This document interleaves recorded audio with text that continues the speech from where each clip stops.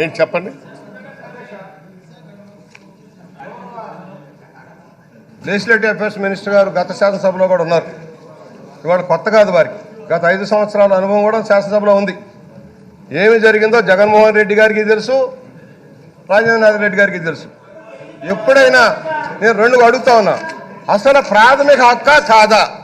శాసనసభ్యుడు సభలోకి వచ్చేదానికి హక్కా కాదా? గేటు ఎందుకు తాళాలు వేశారు?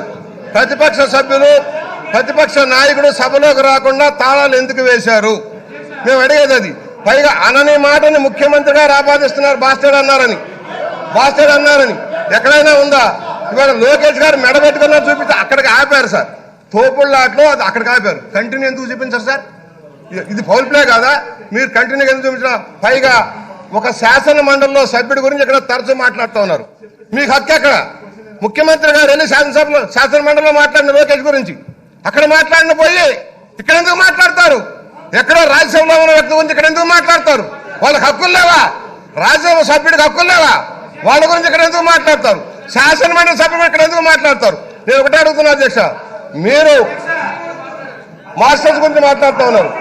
మాస్టర్స్ కి అయ్యా నేను ఈ రిప్రజెంటేషన్ తీసుకొస్తా ఉన్నా.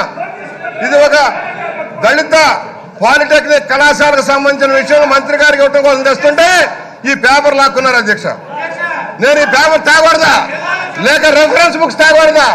రెఫరెన్స్ పేపర్స్ తేకూడదా? ఎందుకు ఆపారని అడుగుతా ఉన్నా.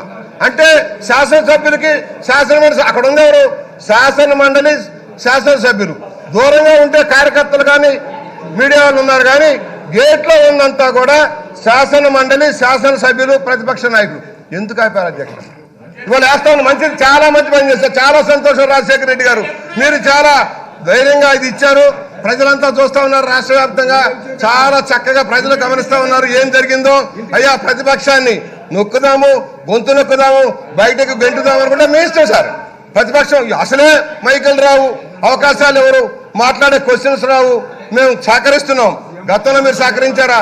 గంటల గంటల పోడియమే కదా మీ అందరికీ, గంటల గంటల పోడియం స్పీకర్ని ఎప్పుడైనా ఇచ్చారా? మేము సహకరిస్తున్నాం.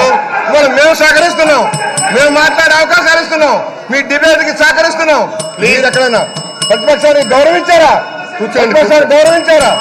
ఇవాళ ఏదైతే అధ్యక్ష మా హక్కులు హరించుకుపోతున్నాయి, శాసనసభ్యులు హక్కులు హరించుకుపోతున్నాయి. మార్షల్ శిష్టారాజ్యం హరించడానికి వీలు లేదు.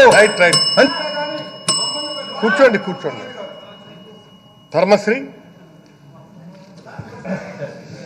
సార్. నిన్న జరిగినటువంటి సంఘటనలో యాక్చువల్గా అసెంబ్లీ టైం అయిపోతుందని నేను అదే గేట్లో కూడా వస్తున్నాను సార్. వీళ్ళు మూకుమ్మడిగా పెద్ద మంది మార్బా ఒక ఆయన ఘటోత్కచుల్లో ఎలా పక్కన నడుస్తున్నాడండి. పెద్ద ఎత్తు మనిషి, చాలా లావు మనిషి, అందరికన్నా ఘటోత్కచులు. ఒక ఆయన అంటాడు ఏదో నెంబర్ 1కి వెళ్తున్నట్టు ఇలా అంటాడండి. ఒక ఆయన నేను ఎందుకని కారు దిగేసి పక్కంటూ వచ్చేస్తుంటే ఇంకొక ఆయన నెంబర్ 2కి వెళ్తున్నట్టు ఇలా అంటున్నాడండి. అంటే మేము పక్కన ఉన్నాం సార్. 1, 2 అన్నీ అప్పుడే మమ్మల్ని చూసిన అన్నీ కనిపించాయి, ఇలా వస్తున్నారు సార్. ఏంటి ఎలా వస్తున్నారు?